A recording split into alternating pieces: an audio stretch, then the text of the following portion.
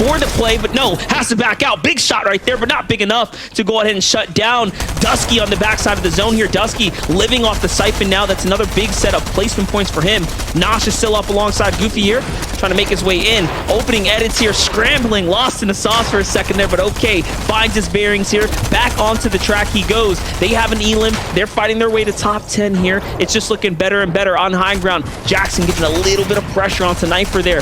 Dubs is gonna fall, and right here, oh no, just outside the top 10 too. That was big placement they could have needed here. Look at this. Now they're going to push into somebody else's builds, but Zone actually pulls in their favor. They can stay on this side and rotate around all those builds, but no, they get caught up. Now Jackson and Fabled Taco have taken the high ground. They're on height looking to claim it. Nick stayed alive to a top 10, but Teo and Pledge now making a play for the high ground. It is chaos up above, and everyone wants a piece. Yeah, definitely, and Jackson is going to have to give it up. He comes all the way down here, now inside the top 7. Still has some big movement to work off of, and it's going to be enough to at least keep him in the game, buy him another day, buy him another moment here, but no more mats. He needs a big shot. He finds a big shot, and he is showing that he has got what it takes to clutch up here. Is today going to be the day of solo clutches? We will see. Can he keep up the work? It's going to be a little bit harder, but that med miss in the round. They don't even see him on this backside here. More enemies inside the storm. This could be free siphon if he plays into it. Instead, he waits for the zone to try to bounce back. It's not going to come back. He takes the passive route. This is the last tick here. 2 more left. He tries to swing his way in, and it's close, but no cigar, unfortunately, as he gets taken out there. And now, Pledge and Teo, 7 elims, high ground, top 3 situation here, and a solo in the mix. All they have to do is win this 2-on-2.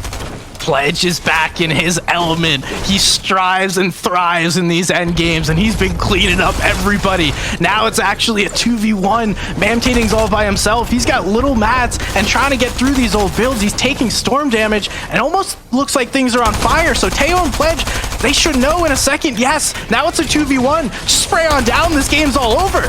And just a couple builds as well. They're just going to continue to shred and rip on through. Mama Ting's going to eventually run out of resources here. That's probably the play that they're looking to set up here. And Pledge just playing it nice and smart here, taking his time, possibly lining up the next win condition here, as they do have the medkit. But no, he goes all the way in. He looks for the right camera peek. They find him lurking, sleeping his way through the low ground here. And man, he's just like a fish out of water at this point. All they got to do is come through, find that one tag, and there it is.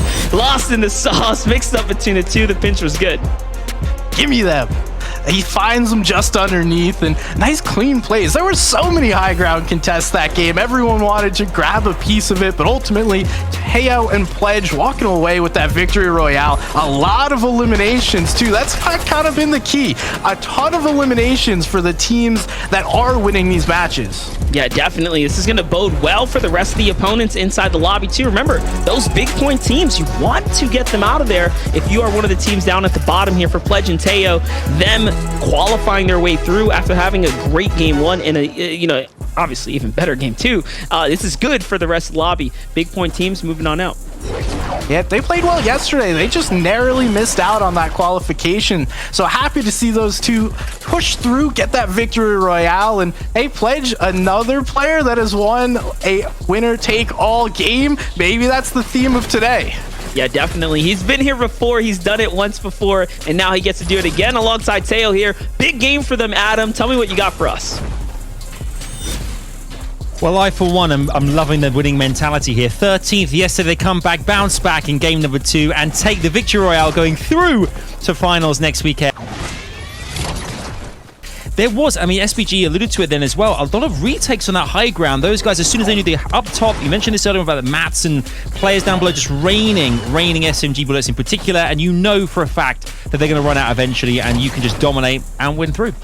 Yeah, just because you're under less amounts of pressure, it requires more covering off your sides rather than just covering the single tarp. Then being able to execute towards the end, luckily for them, this is a pretty easy one in that circumstance, but actually gaining the high ground was relatively difficult. A good job making sure they got these refreshes on the backside of the zone. You can see here right now that Teo is currently sitting at 0 mats, but Pledge is able to go back into the zone and scoop up all of those extra ones, and then this final Elam, like I said, just fish in a barrel, whatever euphemism you want to use here, is just so easy. Yeah, really, really funny there. He's looking for him. He doesn't find him when he rounds the corner, and then all of a sudden he just pops down right in front of him. He's like, oh, there we go. Finally find that last elimination there. But yeah, I love that point that Adam made right there. We weren't seeing like any high ground retakes after half and half in qualifiers 1 and 2. But coming into the semifinals, we've seen plenty. And even that game right there, a high ground retake on the 8th zone of the game, that's almost unseen. So very well done by Tamo and Plizzer to have the awareness to realize that they can actually go for it then, and it pays off big. It does. I mean, we're seeing some of our top players as well here who aren't really performing. He's only 2 games in, of course, but we saw that Aegis having to kind of go solo there with Rise going down early on, but we saw Nosh as well. Good start to proceedings, but with Goober, but again, just not really going all the way at the end there, and it costing them